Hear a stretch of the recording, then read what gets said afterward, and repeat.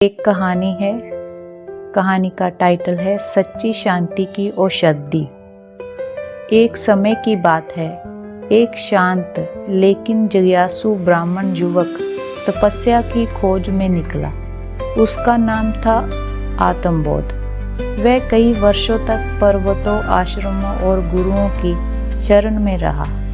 उसने देखा कि कुछ सन्यासी अपनी इंद्रियों को वश में रखने के लिए कठिन व्रत रखते हैं, कुछ दवाइयों का सेवन करते हैं और नशे का सेवन करते हैं ताकि काम, क्रोध, लोभ, मोह, अहंकार जैसे विकार दब जाएं, मना कंट्रोल हो जाएं। आत्मबोध के मन में एक प्रश्न उठा, क्या यही तरीका है इंद्रियों को शांत करने का?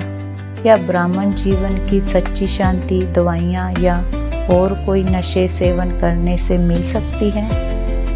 वह अंततः एक ज्ञानी महात्मा के पास पहुंचा।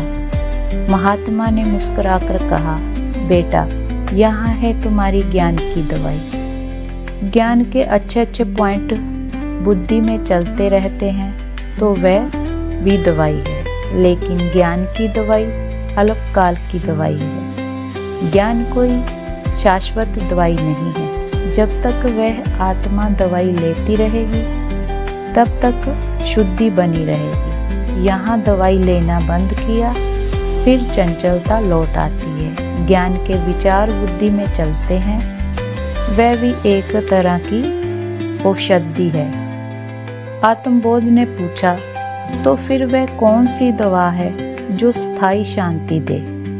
महात्मा ने उत्तर दिया, वह है परमपिता परमात्मा, एक शिव बाबा की याद। जब आत्मा ये जान जाती है कि वह कौन है, परमपिता परमात्मा की पहचान कर लेती है, वह उसका रूप क्या है, वह जो है जिस रूप में पाठ बजा रहा है उसको वैसा ही जान करके याद करेंगे तो कर्म इंद्रियां शीतल हो जाएंगी, क्योंकि तब वह सच्चे अर्थों में परमात्मा की स्मृति में स्थित हो जाती है।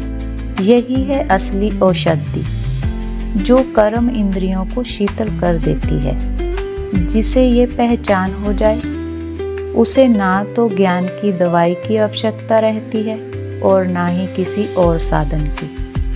अंत में आत्मा को तो आखिरी तो फिर भी सूक्ष्म वतन की स्टेज से परे उस निरसंकल्प शांत स्टेज की अवस्था में पहुंचना है जो परम शांति धाम है। तो आत्मबोध को एक मार्ग मिल गया था। उसने जाना कि संन्यास बाहर का नहीं, भीतर की स्थिति है, जहां परमपिता परमात्मा की स्मृति ही सबसे बड़ी औषधि है। ओम नमो शिवाय।